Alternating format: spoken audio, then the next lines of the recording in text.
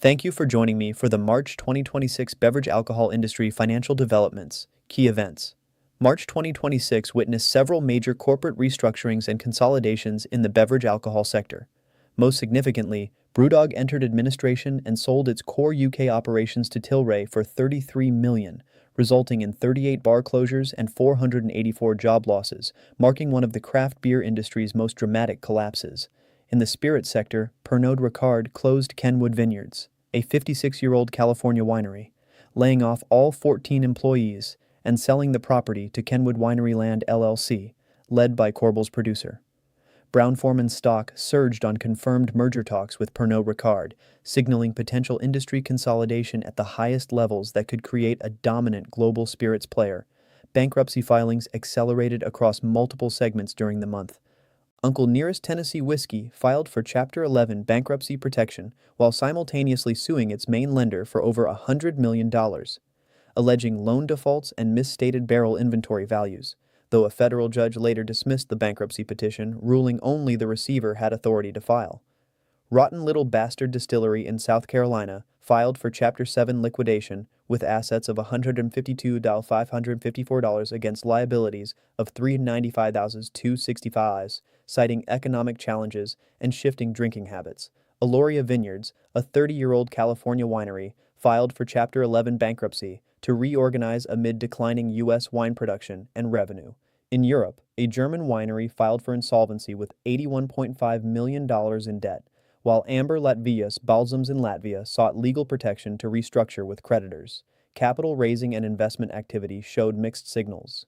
Innovation Beverage Group Limited successfully closed a $6 million public offering to support corporate purposes and loan agreements. Chobani announced a substantial $567 million multi-phase expansion of La Colombe's coffee production facility in Michigan, responding to surging demand for ready-to-drink lattes and creating jobs while increasing milk purchases from local farmers.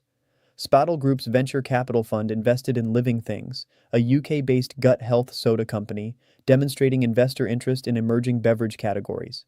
However, Constellation Brands lowered its outlook despite strong Mexican beer sales, facing a 20% organic sales drop in spirits and challenges in wine segments, causing stock price declines. The taproom and hospitality segment experienced widespread closures.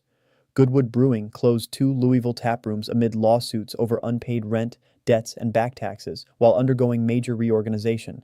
Memphis Made Brewing permanently closed its downtown taproom following August 2025.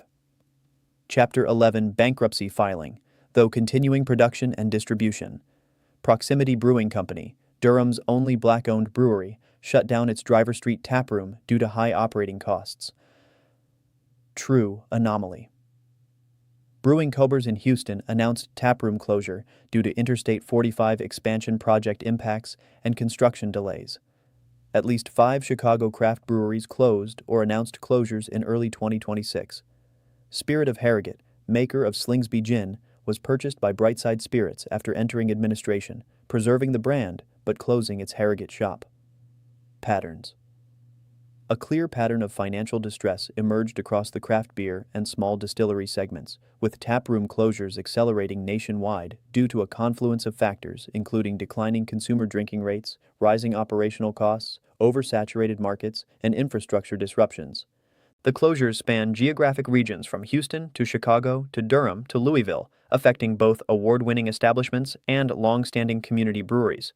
Many operators cited the ongoing craft beer apocalypse as context for their decisions, with survivors pivoting toward food service, events, and alternative products to maintain viability. The pattern extends beyond beer to small spirits producers, as evidenced by distillery bankruptcies in South Carolina and administration proceedings for UK gin makers. Consolidation and restructuring activity intensified as larger players acquired distressed assets while mid-sized companies faced bankruptcy or forced sales.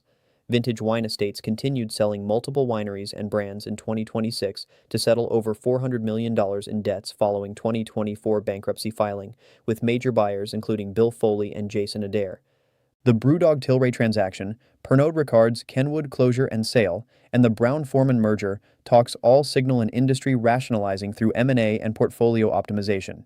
PwC's restructuring outlook noted record high Chapter 11 filings in 2025, suggesting the 2026 activity represents continuation of a broader distress cycle. Food and beverage companies are tightening capital expenditure budgets for 2026, with only modest 2.9% planned increases, favoring operational discipline amid consumer spending caution and global trade uncertainty. Trade disruptions and regulatory challenges created significant headwinds, particularly for wine producers.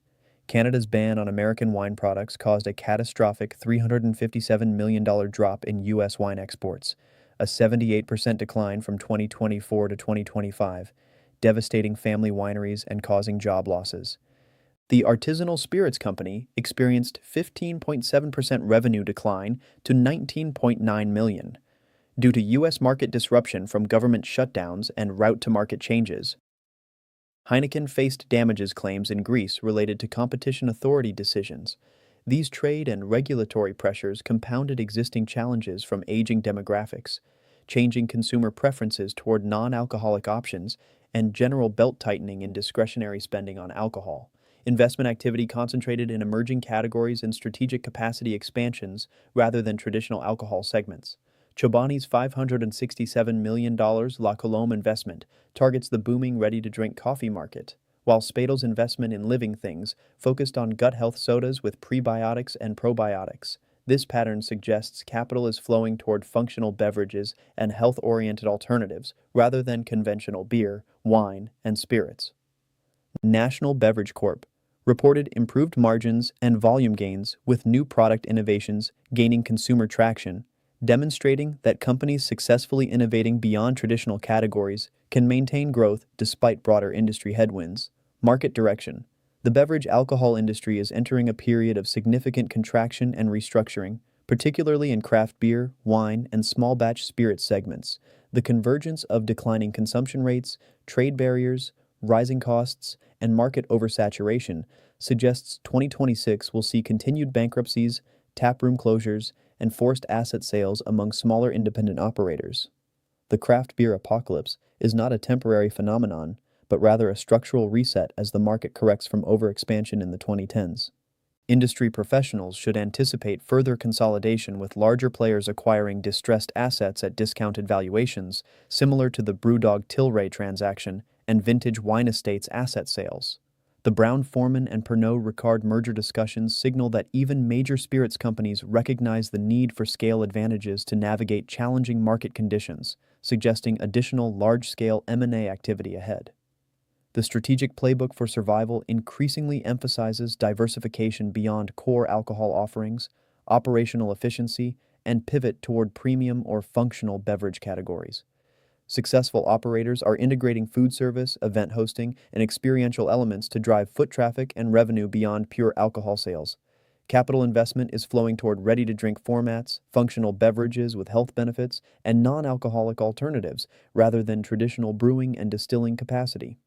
The $567 million Chobani investment in La Colombe coffee and venture funding for gut health sodas illustrate where growth capital sees opportunity. Companies unable to diversify revenue streams, achieve operational efficiency, or differentiate through innovation face existential risk, as evidenced by the wave of taproom closures among traditional craft beer operators. Trade policy and regulatory environments will remain critical risk factors, with the Canada wine ban demonstrating how quickly geopolitical tensions can devastate export-dependent segments. Wine producers face particularly acute challenges from the combination of trade disruptions, climate impacts on production, aging consumer demographics, and preference shifts towards spirits and alternative beverages. Spirits companies with diversified geographic portfolios and strong domestic market positions will weather volatility better than those dependent on specific export markets.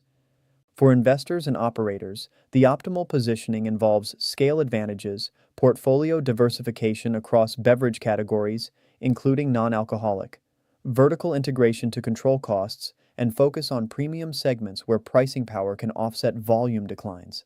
The industry is bifurcating between large multinational consolidators and niche craft producers serving specific local markets or unique product categories, with the middle market facing the greatest pressure.